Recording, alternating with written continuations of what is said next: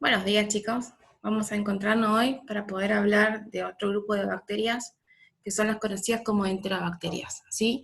Estas enterobacterias tienen la característica, ¿tá?, de que son un gran grupo de bacterias, ¿tá?, un montón que vamos a hablar. De ellas vamos a hacer específicas algunas solamente.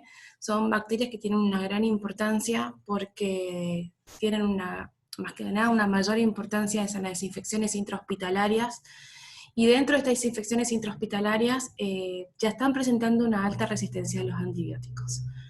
Hay muchas de estas que presentan cuadros diarreicos, ¿sí?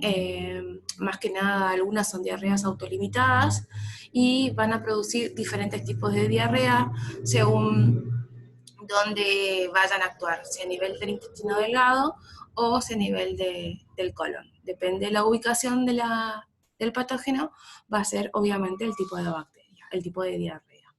Bien, estas bacterias tienen la característica de ser un gran número de bacterias donde están muy relacionadas entre sí. Algunas forman parte de lo que se denomina la microbiota intestinal o microflora intestinal, donde, dependiendo de las características inmunológicas del paciente, ellas pueden moverse y poder actuar como patógenos oportunistas en otros lugares, o pueden llegar a actuar como patógenos primarios en su lugar, obviamente, de acción. Vamos a encontrarnos con bacterias conocidas como por ejemplo la Yersinia pestis, muy agente productor de la peste neumónica y de la peste bubónica, que fue pandemia hace muchos años atrás. Vamos a encontrarnos con bacterias como las conocidas Escherichia coli, que ellas trabajan como, ya sea como patógeno primario, produciendo cuadros diarreicos, así como también patógenos oportunistas, preferentemente produciendo lo que son las infecciones urinarias. También, más que nada, vamos a ver como infecciones intrahospitalarias. Vamos a hablar de la salmonela, productor de la fiebre tifoidea y otras enteriditis, ¿tá? Y también podemos, por ejemplo, nombrar Shigella, la tribu Proteae, ¿tá?, que vamos a ir nombrando hacia más adelante. Estas enterobacterias tienen la característica de vivir en los animales, en el hombre, en las plantas, en los alimentos. Tienen un hábitat natural bastante amplio. La fuente de contaminación de la mayoría de ellos es el agua contaminada, y la vía de infección es la fecal oral prácticamente. Algunas de las salmonelas, algunas por ejemplo como Salmonella typhi, tienen la característica del único reservorio ser el hombre. Y después tenemos asociaciones como la Klebsiella pneumoniae, que se caracteriza por producir preferentemente infecciones intrahospitalarias. Es un grupo amplio de bacterias que vamos a ir nombrando las características generales que tiene, y luego vamos a ir hablando y resaltando las características particulares de cada una. Bien, dentro de lo que son esta familia Enterobacteriaceae, son bacilos gram negativos, ¿sí?, que tienen la característica de algunos ser móviles por flagelos perítricos, que le permiten esa movilidad, una mayor patogenicidad en su fisiopatogenia, y algunos son no móviles, o sea que no tienen flagelos, ¿sí? O también tienen las características de no ser formadores de esporas. Algunas especies son capsuladas, otras no, son anaeróbicas facultativas y tienen la característica de poseer propiedades bioquímicas que nos permiten a nosotros poder identificarlas en el laboratorio. ¿Cuáles son ellas? Que son glucosa, más que nada fermentan la glucosa, o sea, glucosa positiva, son catalasa positiva y oxidasa negativa. Al ser oxidasa negativa, la mayoría de los bacilos gram negativos y la familia esta de Enterobacteriaceae se caracteriza de no consumir el oxígeno durante la respiración en lo que es la cadena respiratoria, sino poseer citocromos para la transferencia de electrones. Reducen a los nitratos, a los nitritos es otra característica a tener en cuenta. Bien. Si nosotros nos vamos a ubicar en lo que es una estructura de una enterobacteria, en este caso una enterobacteria móvil por flagelo, tienen la característica de que a nivel de su envoltura posee una variedad antigénica, ¿tá? Algunas tienen sus particularidades cada uno, ¿tá? Donde estudiando esta variedad antigénica a nosotros nos permite en el laboratorio poseer o poder realizar también la tipificación serológica de la bacteria. A nivel de lo que es el antígeno, a nivel de lo que es el flagelo, aquellas que son flageladas, ¿tá? Van a poseer un antígeno que se denomina antígeno H, que es un antígeno termoestable.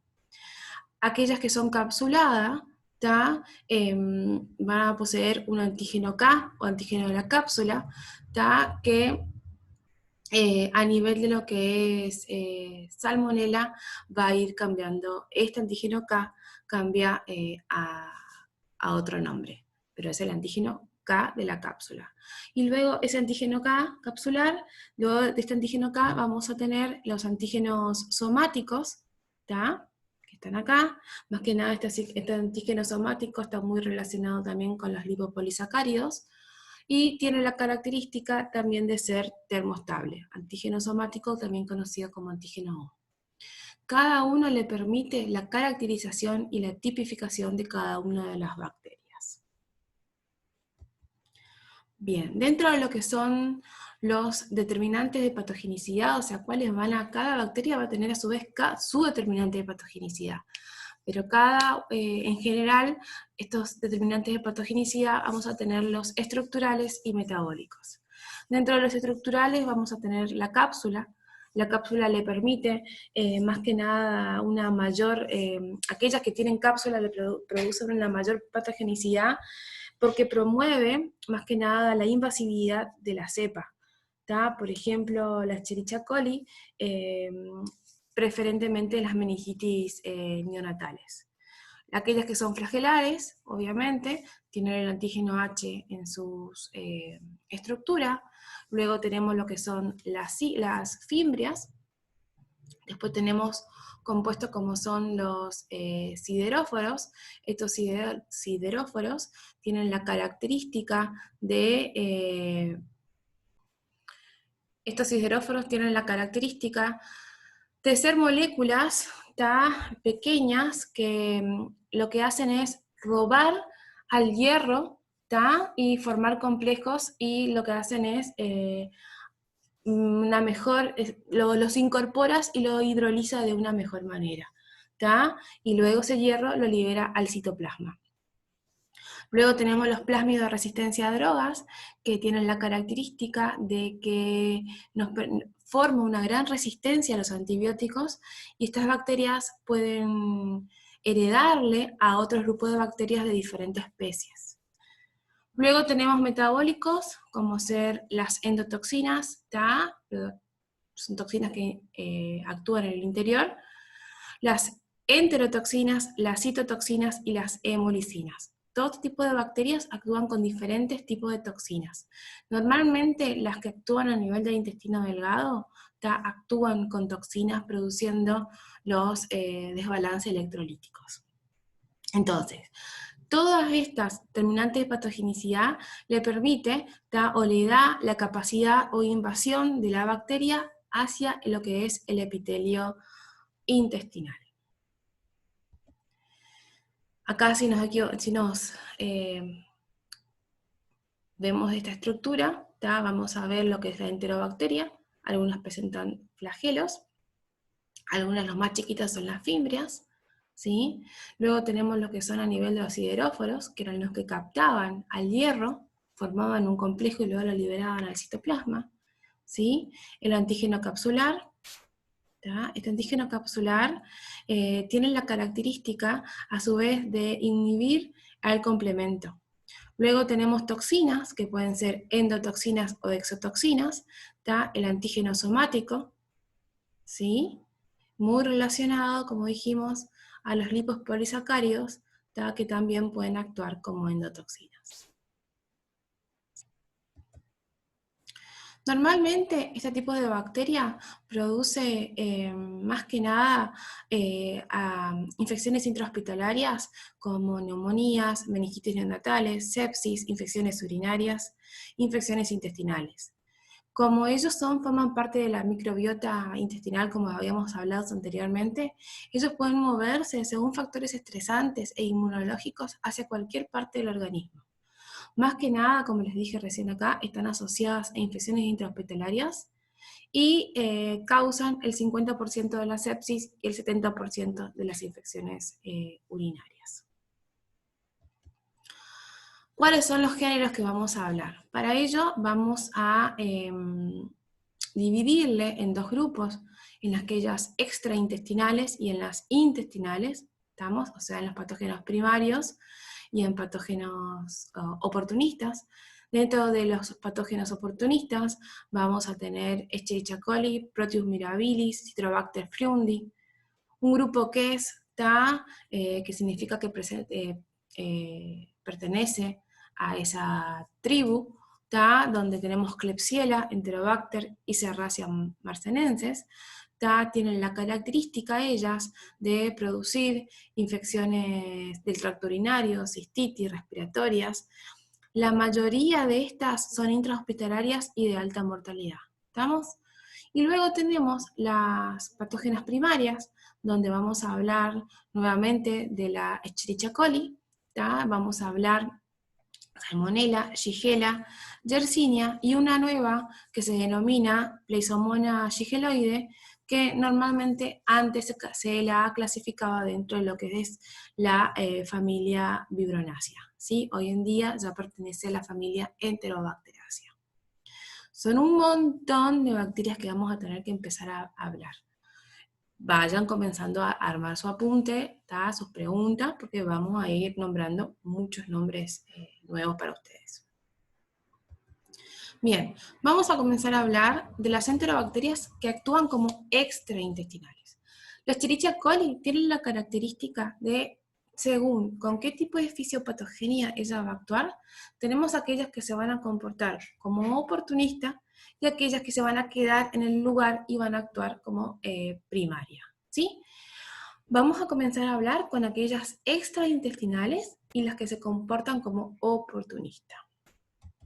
Dentro de la Escherichia coli, decimos que es la causa más frecuente, fíjense, de infecciones urinarias, infecciones respiratorias, bacteremias y de lo que es la meningitis neonatal.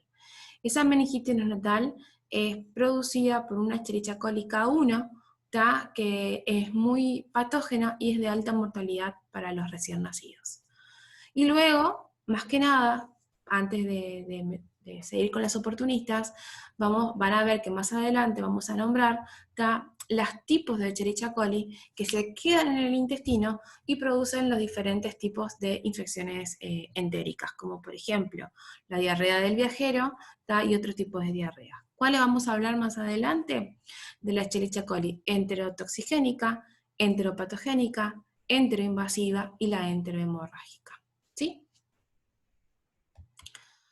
Como oportunista, como dijimos recién, la Escherichia coli puede caracterizarse por infecciones respiratorias, más que nada a nivel intrahospitalaria, la meningitis K1, es una cepa capsulada y eso le permite una bacteremia y una meningitis muy fuerte, y al ser capsulada lo que hace es inhibir al complemento y lo que hace es esconderse de todo el factor del batallón de inmunidad que tiene el ser humano. Luego produce bacteremias, más que nada es una causa principal donde los focos primarios han arrancado en infecciones urinarias y por una baja inmunidad se ha diseminado hacia todo el cuerpo. Infecciones de heridas quirúrgicas, y normalmente el sitio más común como foco primario es infecciones urinarias. Otra para nombrarle es lo que se denomina la Klebsiella pneumoniae. Bien. ¿Qué característica tiene la Klebsiella? Fíjense que es una bacteria que es inmóvil, es fermentadora de lactosa, tiene la característica de que es capsulada, y eso le da una alta resistencia a las infecciones intrahospitalarias. Normalmente produce neumonías y luego se van complicando con neumonías múltiples. También se pueden diseminar y producir infecciones urinarias y normalmente pueden llegar a producir infecciones del tracto biliar y de las heridas. Una de las primeras oportunistas. Enterobacter especie, fíjense que la Klebsiella es inmóvil y fermentadora de la lactosa. Primera diferencia que hay que hablar. Y luego tenemos lo que es el Enterobacter especie, que tiene la característica de ser una especie móvil. Esta no posee cápsula, fermentan la lactosa y más que nada están asociadas a quemaduras, a infecciones respiratorias y también a infecciones intrahospitalarias. Tienen una alta resistencia a los antibióticos. Serratia marcesensis tienen la característica de ser móvil, fermentan la sacarosa, no hablamos de lactosa acá, citrato como única fuente de lactosa, más que nada es oportunistas en pacientes que tienen una inmunidad bastante baja, y coloniza el tracto gastrointestinal y el tracto respiratorio. En algunos casos, en las infecciones extrahospitalarias, pueden llegar a producir una artritis séptica, una de pospunción. También tiene una alta resistencia a los antibióticos. Por eso, antes de medicar contra todo tipo de estas bacterias, sí o sí se debe hacer lo que se denomina un antibiograma, donde tenemos que ver con qué tipo de grupos de antibióticos podemos poder actuar. Dentro de lo que es la tribu Proteae, vamos a hablar del Proteus, Providencia y Morganella. El Proteus mirabilis es el mayor actor en esta tribu. Normalmente produce el 10% de las infecciones del tracto urinario es producido por los Proteus mirabilis. Son bacterias móviles y tiene, por ejemplo, ureácea, fimbria, flagelos y hemolicinas como factores de patogenicidad. Más que nada causa infecciones urinarias de origen nosocomial, está más que nada muy asociado a las caterizaciones o por infecciones más que nada siempre con una infección urológica de base. También podemos nombrar a la Providencia, y más que después tenemos la Morganella, que está asociada en pacientes inmunocomprometidos. Citrobacter freundi tiene la característica de ser bacilos gram negativos siendo aerobios. Es un saprófito tanto de animales como de los humanos. Son móviles, tienen la característica de ser fermentadores variables de la lactosa, pueden ser que sí como pueden ser que no, y estos están más asociados a endocarditis como infecciones hospitalarias. Y también, más que nada, como infecciones en unidades de cuidados intensivos a nivel de los neonatos. Bien, esos son para seguir a hablar de lo que son los extraintestinales. A nivel de lo que son los intestinales, vamos a hablar de Salmonella, y donde tenemos Tifi para Tifi, Shigella dysenteriae, preferentemente, Escherichia coli con cepas enteroagresivas, más que nada, y la Yersinia pestis, productor de la peste bubónica y peste neumónica. Bien, vamos a comenzar a hablar de la Salmonella. Salmonella tiene la característica de ser un bacilo gram negativo, como toda la familia Enterobacteriaceae. Son móviles por flagelos, son anaerobios facultativos, y ellos se clasifican según sus antígenos somáticos O y flagelares. Y el antígeno capsular, el antígeno K, como yo les contaba al principio, de la Salmonella, en este caso se va a llamar antígeno V, tiene su particularidad. Entonces, pero es el mismo que el antígeno K. Dentro de la familia de las salmonelas, vamos a hablar de un montón, es muy difícil a veces caracterizar a la salmonela. Van a ver que hay muchos nombres y hay muchas subespecies. Bien, dentro de la salmonela pertenece, como está acá marcadita, a la familia Enterobacteriaceae. Género Salmonella. Dentro del género Salmonella hay dos especies. La especie entérica, que afecta preferentemente al humano, y la especie Bongori, que es propia de los animales. Dentro de la especie entérica hay una subespecie que se denomina también entérica, ¿sí? Y hay otras subespecies que tienen otros nombres. La de nuestro interés va a ser la subespecie entérica. Dentro de la subespecie empírica tenemos 0 variedades o serotípicos, serotipos, donde vamos a tener tifi y paratifi, productores de la fiebre tifoidea, o para encontrar que este se llama como también fiebre paratífica, pero son todo tipo de fiebres tifoideas. Estas tienen la característica que, a diferencia de estas hacen bacteremia produciendo complicaciones como meningitis, bacteremia, septicemias y muertes. Y sin embargo, las enteriditis, el que es producido por Salmonella especie nomás, que está muy asociado al pollo y al huevo, y a otras carnes, al cólera suisse y a la tifimurium, Entonces, estas dos tienen la característica, de producir bacteremia. Y estas acá no producen bacteremia y producen una diarrea solamente, pero no pasan a sangre. Una cosa es que atraviesen la mucosa y afecten el enterocito, pero otra cosa es que pasen a sangre y produzcan otro tipo de complicaciones, ¿sí?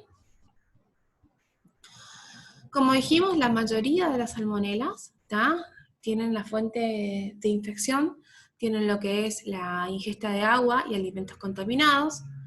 Los reservorios son de las salmonelas no tifoidas los animales, ¿sí? Y de las salmonelas tifoidas solamente el hombre.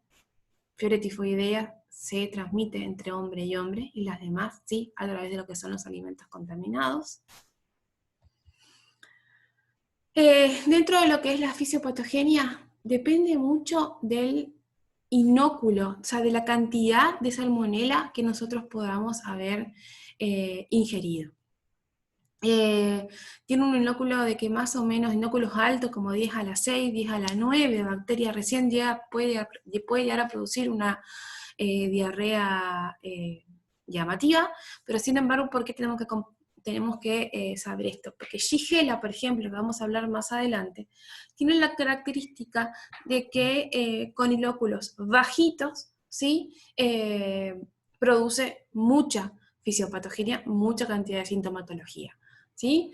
Entonces, salmonela con inóculos altos, o sea, depende de la cantidad de salmonela que hayamos ingerido, va a depender de la sintomatología que tengamos, ¿sí?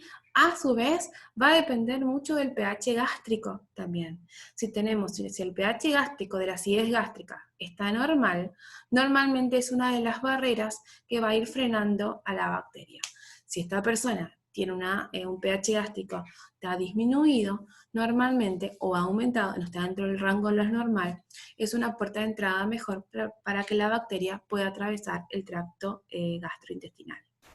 Una vez que atraviesa la mucosa, llega a nivel del intestino, hace una multiplicación a nivel del intestino, y depende del inóculo, puede ser asintomática, hay excreción también por la materia fecal de microorganismos, y sintomática, donde va a depender de qué salmonelas estemos hablando para que produzca la clínica.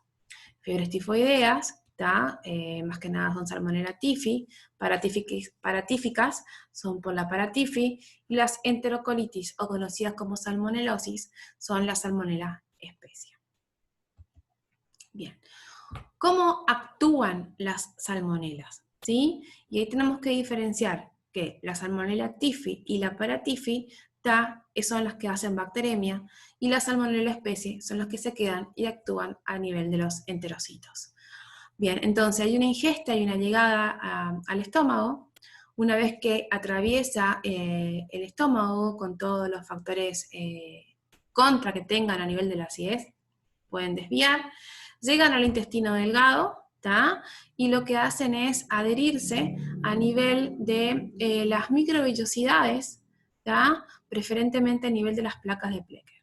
Bien, estas salmonelas a nivel de los flagelitos tienen la característica y a nivel de lo que son las adhesinas de adherirse a la mucosa intestinal, ¿tá? Del enterocito, y tienen la característica de romper estas mucosas intestinales y producir lo que se denomina se internalizan, rompen el citoesqueleto, rompen la estructura y lo que hacen es romper lo que es la absorción de la cantidad de electrolitos a nivel de la mucosa intestinal.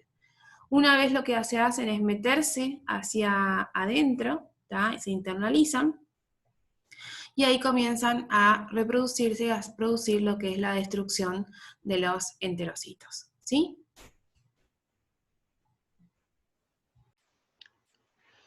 Bien, entonces esta patogenia, más que nada de la salmonela, acuérdense bien que hay que diferenciar, ¿estamos?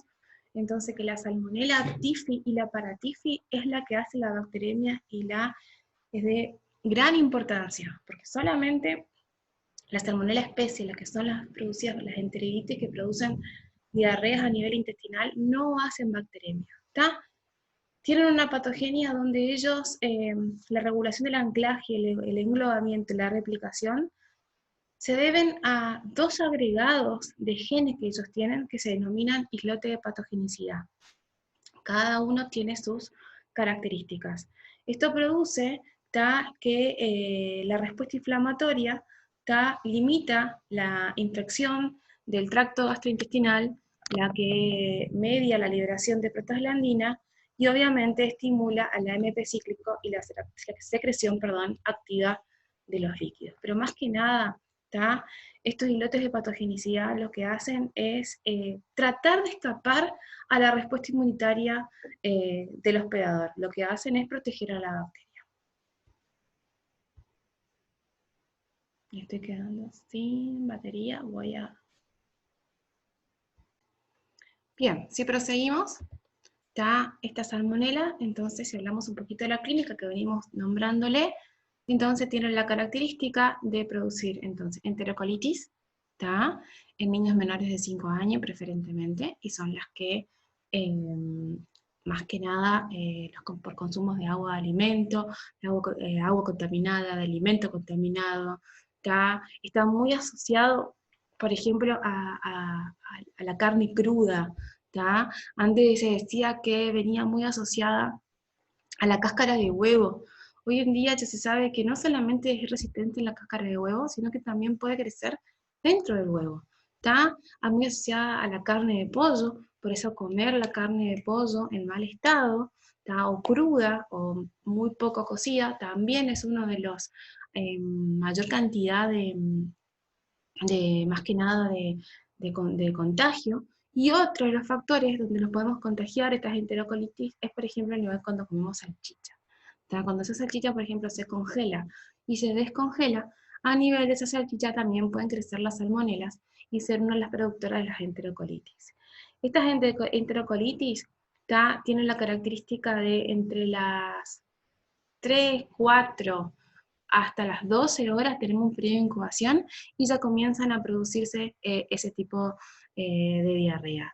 Las diarreas son autolimitadas, las de las enterocolitis, y pueden ser diarreas con mucus, pueden ser diarreas disentéricas, más que nada depende de la cantidad de salmonelosis que podíamos, la cantidad de salmonela que venga contenido en el alimento.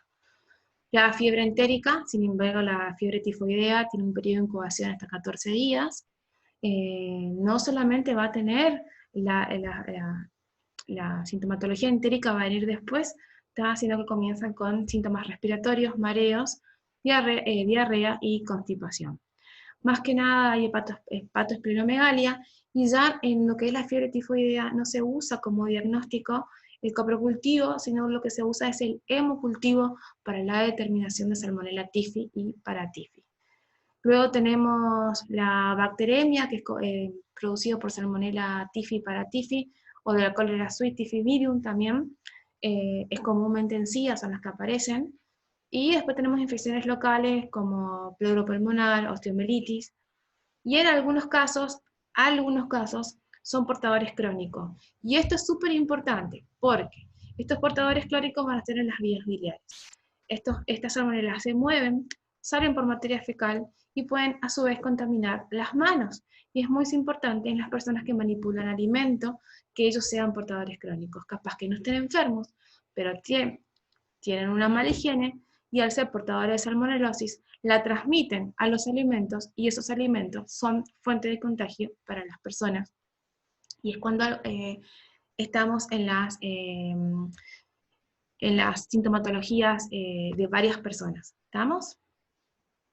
En las epidemias que se llaman, ¿tá? Donde varias personas que fueron a concurrir en el mismo lugar tienen la misma sintomatología.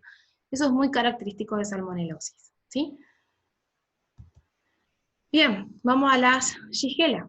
Shigella es muy conocida por producir la disentería basilar clásica, ¿tá?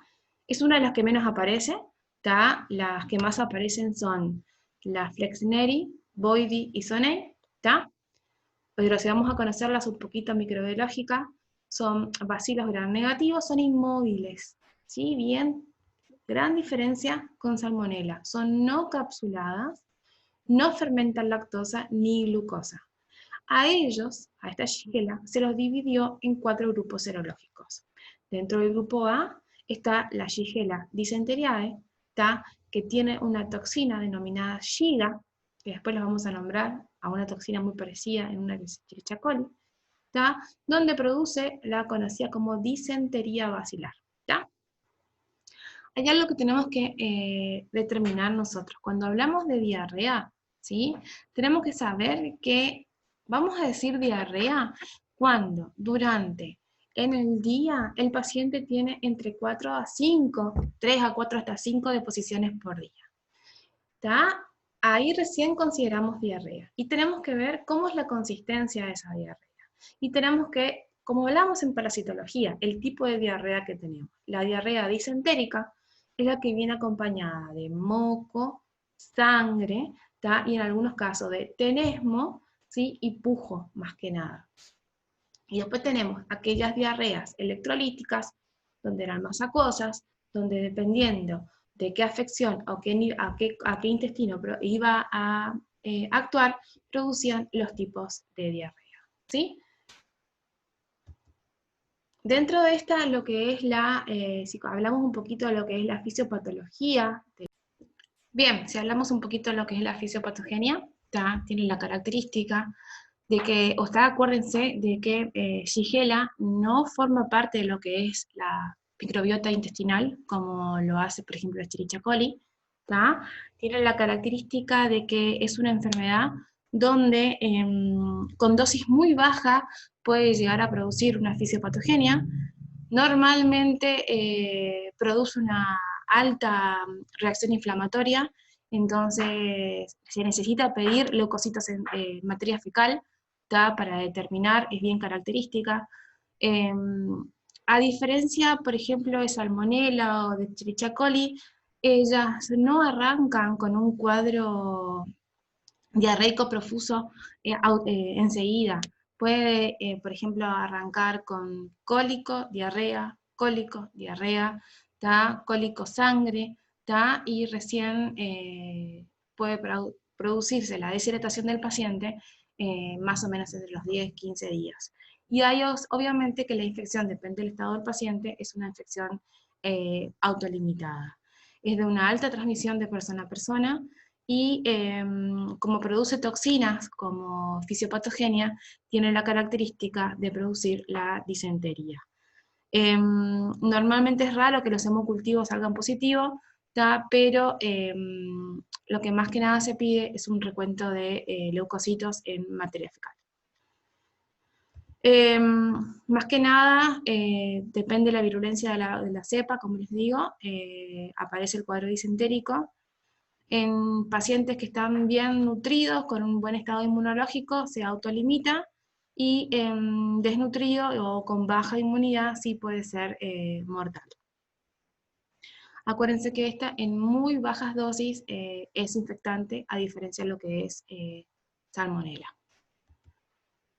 ¿Cuáles son las complicaciones que pueden llegar a tener? Es la deshidratación, está el síndrome urémico hemolítico, donde más que nada pueden llegar a ser bacteremia e ir a afectar, como tienen productores de ureasa, ellas pueden llegar a pasar a sangre y producir lo que es el síndrome, afectar a riñón y producir lo que es el síndrome urémico hemolítico. Menos frecuente, pero puede producir. Siempre el tratamiento en todas las diarreas, antes con antibiótico, es en la reposición del equilibrio hidroelectrolítico, no solamente con agua, sino también con aguas con sales o las aguas que vienen preparadas.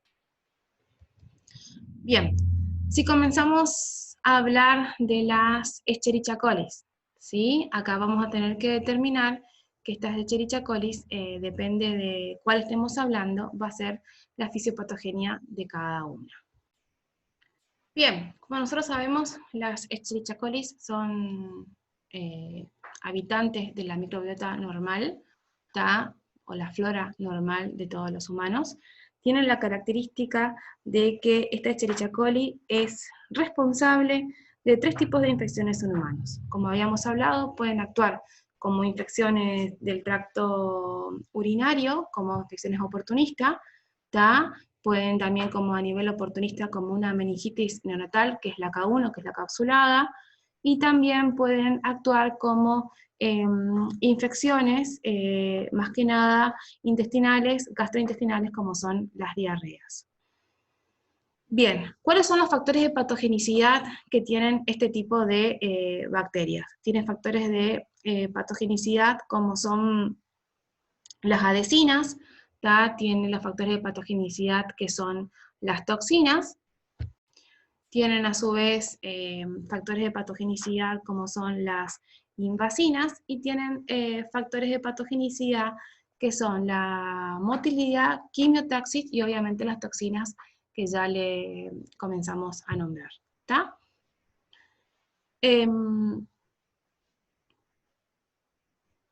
Vamos a arrancar con la Escherichia coli enterotoxigénica. ¿Está? Esta Escherichia coli enterotoxigénica tiene la característica de producir diarrea acuosa del tipo coleriforme, donde esta diarrea acuosa, como es acuosa, no tiene presencia de moco, no de sangre, ni de pus, que más que nada progresa a la deshidratación. ¿Por qué? Porque a nivel de lo que son las toxinas, actúan más que nada destruyendo el epitelio intestinal, donde más que nada tiene como función el recambio electrolítico. ¿Tá? Entonces, este tipo de bacteria, este tipo de Escherichia coli, produce preferentemente diarreas acuosas. Normalmente se puede acompañar de vómito y fiebre, puede variar hasta 5 días o extenderse 21 días. Más que nada no se observan reacción inflamatoria, y la antibiótico-terapia se limita sin antibiograma, más que nada no lleva, tiene mucha resistencia, las Escherichia coli tienen mucha resistencia a varios antibióticos. ¿Tá? Siempre en este tipo de diarreas acuosas, el sostén electrolítico es una de las funciones más importantes que tenemos que tratar de pasar. Bien, esta Escherichia coli enterotoxigénica es la que es asociada a la diarrea del viajero, como más que nada actúa a nivel del enterocito, tiene la característica de que esta enterotoxigénica tiene 2 enterotoxinas termostables, más que nada que lo que hacen es actuar a nivel del AMP cíclico y más que nada actuar a nivel de lo que es la adenotociclasa, y altera lo que es la bomba de sodio y potasio, ¿tá? Del enterocito. Eso produce que salga mucha agua a nivel de la luz intestinal, con mucha pérdida de cloro y mucha pérdida de sodio, ¿sí? Lo que hacen es adherirse a nivel de la mucosa intestinal, atravesar, penetrar a nivel del enterocito y producir una colonización, una evasión de obviamente la inmunidad, trata de defenderse, multiplica y produce lo que es la pérdida de agua y una diarrea de alto volumen. Entonces esa es la que es más que nada conocida como diarrea del viajero. Dentro de lo que es la Escherichia coli enteropatogénica, es una de las que afecta preferentemente al niño, es conocida como la clásica diarrea del verano. Más que nada esta enteropatogénica está muy asociada a una diarrea con moco, como les decía recién, no produce toxinas, ¿sí? Tiene la característica de producir una colonización en la mucosa intestinal, una evasión, una multiplicación nuevamente, y lo que produce es adherencia y borrado de la barrera a nivel de las microvellosidades. Produce, fíjense, bueno, ahí está como conocidos como adhesión y borramiento o eliminación, donde, como les decía yo, se adhiere, se multiplica, evade la inmunidad, se multiplica y produce preferentemente lo que es el borrado de las microvellosidades. Bien, esta enteropatogénica más que nada se produce en presencia de polimorfos nucleares que pueden activar el receptor apical de la adenosina y activar la secreción de cloro, y la aparición de diarrea que puede evolucionar hacia una diarrea persistente, depende de lo que es la inmunidad del paciente.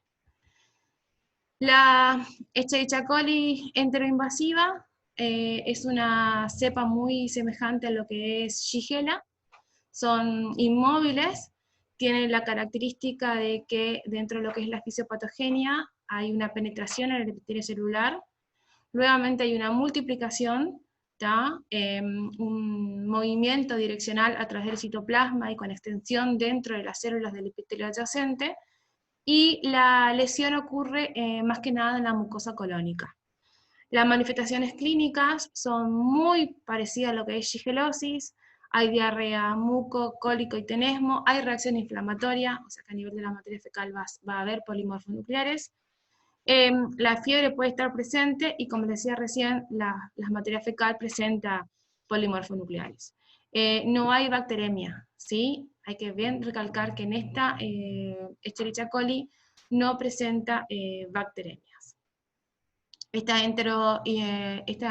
Luego pasamos a lo que es la Escherichia coli enterohemorrágica. Esta Escherichia coli enterohemorrágica es de denuncia obligatoria. Es una de las Escherichia coli que más que nada es una de las más graves, presenta una toxina que se denomina una toxina Shiga, que afecta principalmente a las plaquetas y al riñón, llevando a anemias graves con términos de insuficiencias renales, y más que nada lleva al síndrome urémico hemolítico en niños. Es una de las Escherichia coli que como produce toxinas, que son denominadas verotoxinas o citotoxinas, no se recomienda dar antibióticos porque producen la lisis de células y aumenta aún más el riesgo a síndrome urémico hemolítico y grave en el niño. Está asociada a hamburguesas, que crecen en hamburguesas mal cocidas, y es cuando es una de las diarreas más comunes que aparecen en niños. Es producida por una Escherichia coli que se denomina O157H7, O de antígeno somático, y H de antígeno flagelar, y se tiene el numerito porque en esas hamburguesas se asoció y se tipificó y se llegó a la conclusión de que era antígeno la Escherichia coli enterohemorrágica o 157H7. Tiene la característica de diarreas sanguinolentas. Entre los factores de virulencia, aparte tenemos las dos hemolicinas, una hemolicina alfa y una hemolicina beta, que está relacionada con la producción de las verotoxinas, más que nada inducidas por un fago temperado. La enteromorrágica está muy asociada, se denomina toxina Giga, y más que nada la toxina Giga está formada por dos subunidades A y B, y en el caso de la toxina Giga está en relación al gen de un cromosoma bacteriano, de la Shigella, mientras que la verotoxina está dada por un fago temperado.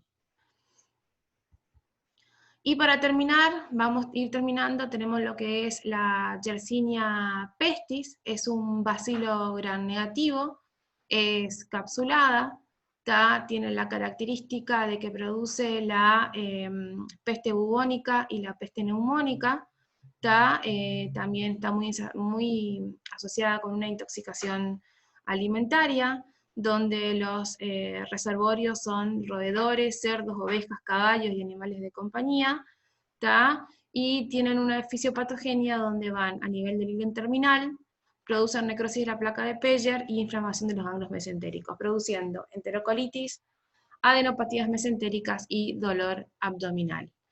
El reservorio de estas yersinias son las ratas, las ardillas, los ratones de campo, pero el que transmite la enfermedad es la pulga, denominada Pseudophila sciopis, que es el transmisor de este tipo de bacteria.